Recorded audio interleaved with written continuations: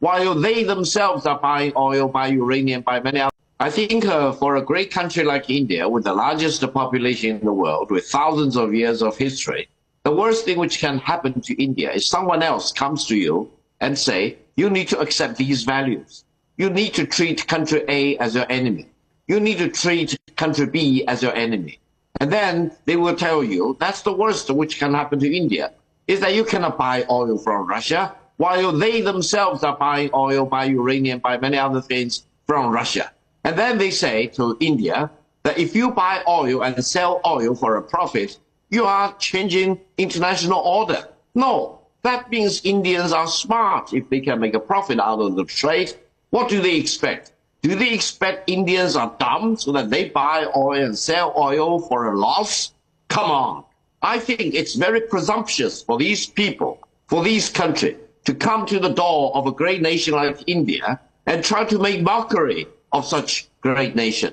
And it is very presumptuous for President Trump to call the Indian economy as a dead economy. No, the Indian economy is not dead.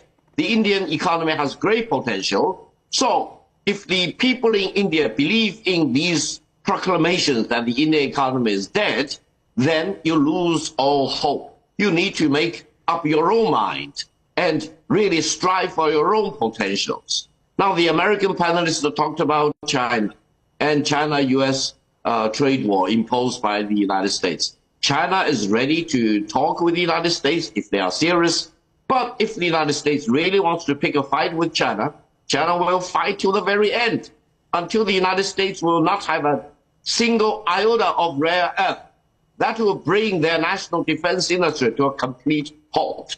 So I hope decision makers in Washington will realize what is the consequence of imposing maximum pressure on China. China will not give in to the pressure from Washington. China will treat the United States as an equal. But if the United States wants to bully China, China will fight back with all its resources until, for example, two-way trade between China and the United States grinds to a complete halt. Do any American people believe that will be the best solution for the United States? The farmers in the United States are already crying foul because they cannot sell their soybean to the Chinese market. China is now buying soybeans and many other agricultural products from Argentina, from Brazil. So the American farmers will lose this season of their products. They cannot sell these products to the largest market in China. Who is at fault? The responsibility lies in whoever who launched this anti-China trade war. This is the consequence that they are suffering, and China is defending free trade. Tell any American that defending free trade is in their own interest, rather than against the Americans' interest.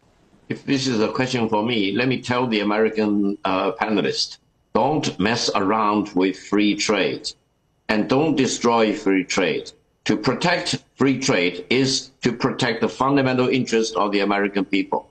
And you need to tell the American people who will pay for all these tariffs charged by the United States. It is the American people who will pay all these tariffs. So don't deny the American people of their right to know the truth. Don't tell them lies. Tell them the truth, that the American people will pay for all these tariffs. Don't fool the American people as you want to fool the people in India. No, the Indian people are very smart. They will not give in to your attempt as if they are kindergarten kids without knowledge. They have 5,000 years or 8,000 years of civilization, much longer than your civilization, and to lecture to nations like Indians is complete absurd. It doesn't create any constructive purpose. You should not go to India and tell them which country is their enemy. That decision should be made by the people in India themselves. They do not need an outsider to tell them who is their friend and who is their enemy.